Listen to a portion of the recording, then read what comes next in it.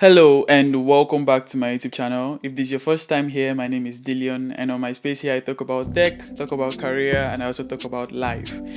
If you've been following along, I created this playlist where I share how I relocated from Nigeria to the Netherlands, from sharing how I got my job to the visa and many other things. And this video is the fifth in the series where I talk about the things I had to do in Nigeria before coming down here to the Netherlands. And I feel like it is important that I share these tips because they are very helpful and they can help you towards your planning for your move down here. So let's jump right into the video. After getting my visa, like I explained in the previous videos, the first thing I had to do was to agree with my company on a suitable time for me to come. And this was very important just so they know when to expect me and they also know, they can also make arrangements for me, like making appointments for my residence permit, for example, and many other appointments that I may need. So if you are coming, you want to agree with your company on a time when they should expect you. So that was the first thing for me.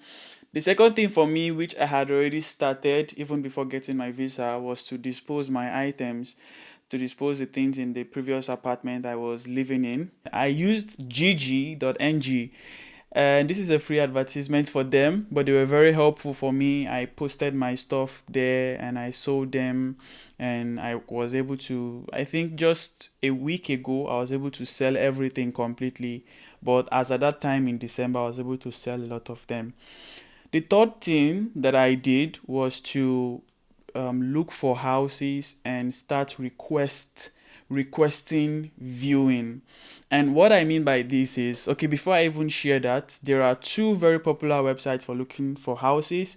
And in later on in this series, I would talk more about house hunting, I think the next video. But the two popular websites are Fonda and Pararius.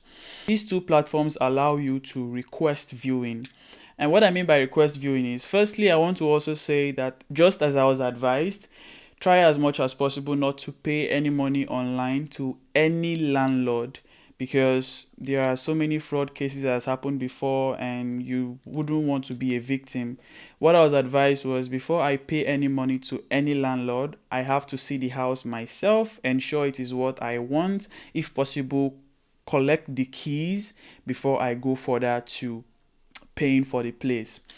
But with Pararius and Fonda, you can request viewing, and like I said, I'll share more about house hunting later. But basically, for you to get a house here, the first step is viewing the house. You either go there physically or you could ask for videos. I think some companies send you videos on WhatsApp or things like that. After seeing the house and it's up to your taste, then you send a proposal. Proposal is just like an application for the house. And after sending your application, of course, you are not the only one applying. So you wait for their decision. So requesting viewing back then in Nigeria, when I knew I would be in Netherlands the following week, I went to these platforms, I went through a lot of houses and I requested viewing so that on coming here the following week, I can go view this place. So this is a very important tip, because you wouldn't want to wait till you arrive here before you start viewing houses. I mean, houses here are very pricey and scarce, and I think for me time was also a great factor, because I came here during the vacation period during Christmas. So probably that's the reason why I wasn't lucky enough. But I've had a few cases where somebody would have to wait 3 months before they get a house, so you would want to start as soon as you can. In my case, I had sent to so many people that I wanted to view the house. I got responses from two people, but they said they couldn't wait for next week. So I wasn't lucky and I still had to come here and continue my search. But then you may be lucky. This is just a helpful tip. So that was the third thing. And the fourth thing I had to do was to make plans for accommodation. You want to ensure that you have a place to stay while you come here and you get your apartment. You may choose to stay with a friend if you have a friend here already and you were able to agree on something like that. You could choose to stay in a hotel, but in my case, I stayed in an Airbnb. And and Airbnbs are also very expensive. In Amsterdam here, anything accommodation is expensive. And apart from it being expensive, you might not even see what you want. Like when I was searching, I see a house of $50 per night, and then the house doesn't have a kitchen. This house doesn't have a washing machine. This house doesn't have this, and this house doesn't have that. They're just so different. I think there was even a house I saw where the toilet, the bed, and everything were just in the same space, and I was like, what? But anyways, I think I later went for a place that didn't have a kitchen, but it had a refrigerator, and it was just very close to the city center in Amsterdam here. Just so whenever I'm looking for a house, I don't have to go long distance. So you want to ensure that accommodation is in place. And another thing I want to share here too, especially for those in Nigeria, is when I found this place on Airbnb and I tried paying online, I couldn't. And I want to believe it's as a result of the limit on foreign transactions. I think the limit is $100, or I think it's 200 now. I'm not sure. But the Airbnb that I wanted to pay for was a couple of dollars, was a couple of dollars, and that limit wasn't enough for me. But I had a kind colleague who was able to create a virtual card for me. He deposited money into that virtual card, and I was able to pay.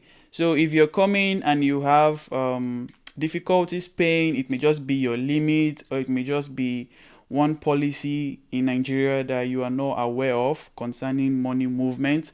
So you just want to ensure that that is in place, or if you can reach out to somebody who can help you create this virtual card, or probably use another means, or if probably even pay for you. I don't know if that works, but yeah, you want to keep that in mind. So that was the fourth thing I did. I found this place, I paid for it, so I knew that as I was coming here on the 18th of December, I already have a place to stay while I look for a house.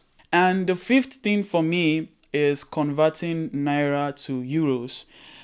If you've watched my Ghana video, I shared my frustration when I thought and when I believed that I could use my MasterCard in Ghana. But on going there, my MasterCard wasn't working and I was stranded. And I definitely wasn't going to repeat that mistake here again. So I ensured that I converted money. Although somebody already told me that my MasterCard can work here, that's none of my business. So I flew from Abuja. So my flight was 10 p.m. on 17th of December. So early that day, I looked for Bureau de Change centers in Abuja there, and I found different ones, and I was able to convert, I think 250k, around 250k. I was able to convert that to 400 euros, and I think the rate was around 640. I mean, it may be different when you want to move. I'm just sharing this for sharing sake. So you want to ensure that you have euros at hand, because you need cash. You need cash a lot before you finally sort out maybe debit card that you could use, or maybe your Naira debit card could work. I have no idea. I haven't tried that, but you just want to ensure that you have cash in your hand. And that's really all I needed to do before leaving. So I knew I was coming here. I already had a place to stay. My company was already expecting me, and then I could start house hunt. In my next video, I'll talk about house hunt, so don't worry about that for now. So after converting my money, I went back to my hotel, and then I went to the airport, and then I took my flight to Netherlands. And I mean, for some people, this may be normal information, but I just had to share this because I feel like there are a lot of helpful tips and things you should watch out for, most especially, accommodation and paying online for Airbnb or whatever hotels you find. So I just had to share this. So the key points from this video is: number one, ensure you communicate with your company. Number two, you can sell your things, or if you don't want to sell them, that's on you. Number three, you want to ensure that accommodation is in place. Number four, you want to ensure that you have euros or you have cash at hand. And number five, you want to start your house hunting process right from home, so you can begin requesting viewing. If you know you would be in Netherlands the following week or the following 2 weeks, you can, while requesting viewing, there's a form where you can type your message. I think some forms would even allow you to select the day you would love to view. So you can just enter those information there, like hi, I love this place, I would love to view it on the 25th of January. And if you're lucky enough, it may just be something where immediately you land in Netherlands, you can just view, and then your house process may just be faster for you. So yeah, that's really all for that in this video. And in my next video, I'll talk about the things I had to do when I landed in Amsterdam, and then I'll also share more details about the house hunt saga. So watch out for it. Thanks for watching. If you like this video, kindly like it. Express your likeness by liking it. Kindly subscribe and also share to anybody who you think this will be helpful for. See ya.